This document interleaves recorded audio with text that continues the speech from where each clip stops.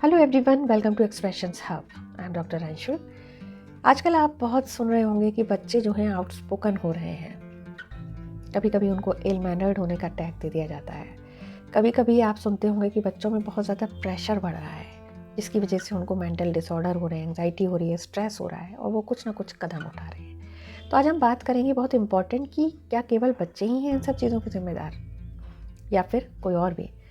तो today, on the basis of my child psychology study and observation, I will talk about parenting, the good or bad, or you can say toxic parenting. तो अक्सर क्या होता है कि जो parents हैं वो जाने अनजाने अपने बच्चों का जो है कंपैरिजन करने लगते हैं। वो भी किससे? या तो पड़ोस के किसी बच्चे से, या उसकी क्लास के बच्चे से, या अपने ही किसी दूसरे बच्चे से। और वो अपने बच्चे के एप्रिसिएशन को का मापदंड किसको बनाते हैं? कंपैरिजन को। यानी वो अपने बच्चे की पेस ऑफ लर्निंग नहीं देखते, जबकि हर बच्चे की इंडिविजुअल पेस ऑफ लर्निंग होती है। कोई बच्चा बहुत जल्दी सीखता है, कोई बच्चा स्लो लर्नर होता है। इसी के आधार पर तो हमारी क्लासेस डिवाइड होती हैं हेट्रोजीनियस या होमोजीनियस ग्रुप में। तो आपने कभी देखा नहीं होगा कि किसी स्कूल में होमोजीनियस ग्रुप है, यानी एक समान जो माइंड सेट है वही बच्चे पढ़ते हुए क्लास में हैं। That's not possible. तो हम हेट्रोजीनियस क्लास को प्रमोट करते हैं। कैसे? यानी कि जहाँ पर मिक्सचर ऑफ स्टूडेंट्स है, जहाँ पर अबव एवरेज भी है, एवरेज भी है और बिलो एवरेज भी स्टूडेंट्स होते हैं, राइट? ऐसा क्यों? क्योंकि सबकी पेस ऑफ लर्निंग डिफरेंट है। तो हमें बच्चे की जो ग्रोथ है वो उस बच्चे की पेस ऑफ लर्निंग से देखनी है। यानी कि अगर वो 60% से 70-80 पे आ रहा है, दैट इज़ अप्रिशिएबल, क्योंकि उसने खुद की ग्रोथ की है, खुद में इम्प्रूवमेंट लाया है। अब अगर किसी पड़ोस के बच्चे के 95% आए और आपके बच्चे ने 60 से 70 अचीव किया है, then you are comparing with that another child कि उसके तो 94 आए, तुम्हारे 70 आए। That is not good. इस तरह की कंपेरिजन्स उस बच्चे में हीन भावना ला देते हैं। या फिर उसको देख ये अपने ही किसी छोटे भाई या बहन को दिखा कर ये कहना कि वो कितना अच्छा पढ़ता है, वो कितना अच्छा पढ़ती है, तुम क्या करते हो। तो इस तरह से आप अगर कंपैरिजन करके बच्चे को मोटिवेट करना चाहते हैं, फॉरगेट अबाउट इट। ये कहीं ना कहीं बच्चे में हीन भावना क्रिएट करता है। ठीक है। तो अनदर थिंग क्या होती है कि आप जो है खुद पहले तो बच्चे को टाइम नहीं दे पाते हैं, चाहे मे बी अपनी ड्यूटीज़ की वजह से, अपनी पर्सनल लाइफ में बिजी शेड्यूल की वजह से, या फिर सोशलाइजेशन, XYZ एनी रीज़न, जिससे कि बच्चे को आप सुनने का वक्त ही नहीं देते। So you don't get time to listen to him. तो उससे वो बच्चा कहीं ना कहीं अपना कंफर्ट जोन ढूंढ लेता है, मे बी आउटसाइड। फिर जब आप उसको गाइड या मिसगाइड होते देखते हैं कि ये बहुत अच्छी गाइडेंस में हो सकता है वो बच्चा पहुँचे, या हो सकता है वो मिसगाइड भी हो जाए। It depends on his company और it depends on his adviser. वो किससे अपनी बातें शेयर कर रहा है, क्योंकि you don't have time to know about it. फिर जब उसका आप आउटकम जब चाहते हैं बच्चे से, तो बहुत देर हो चुकी होती है। तो इसीलिए पहले ही आप बच्चे के एक ऐसा बच्चे से क्लोजनेस रखिए कि बच्चे आपसे अपनी बात आकर शेयर कर सकें, जिससे कि उनको एक बेहतर गाइडेंस मिल सके, जिससे कि बाद में पछताना ना पड़े। तो देखिए, अगर मिठास चाहिए तो उतना ही गुड़ डालना पड़ेगा। आप गुड़ डाल ही रहे हैं और चाह रहे हैं कि मिठास आए, दैट्स नॉट पॉसिबल।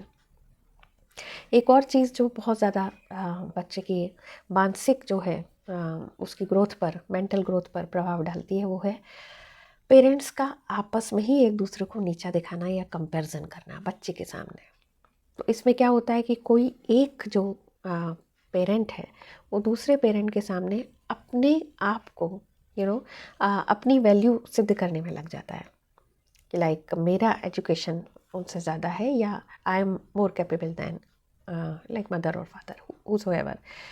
अब फादर है, ऑब्वियसली उनका काम है, अगर वो अर्निंग कर रहे हैं और हो सकता है कि उनकी एजुकेशन मदर से ज़्यादा हो, तो आप ये भूल जाते हैं एज ए पेरेंट कि किसी बच्चे के संस्कार बच्चे में डालने के लिए या बच्चे की ओवरऑल डेवलपमेंट के लिए एक माँ को एजुकेशन या डिग्री की नहीं बल्कि ममता की ज़रूरत है, संस्कारों की ज़रूरत है, जो बहुत अच्छी तरह से डाल सकती है।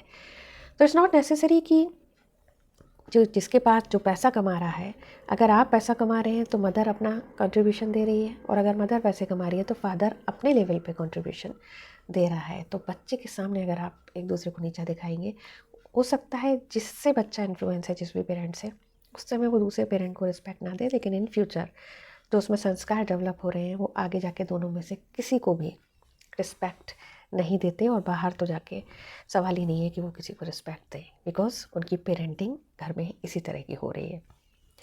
एक होता है कि बच्चे को लगातार क्रिटिसाइज करते रहना। कई बार पेरेंट्स बहुत क्रिटिकल हो जाते हैं and they compare their own knowledge with their child's knowledge.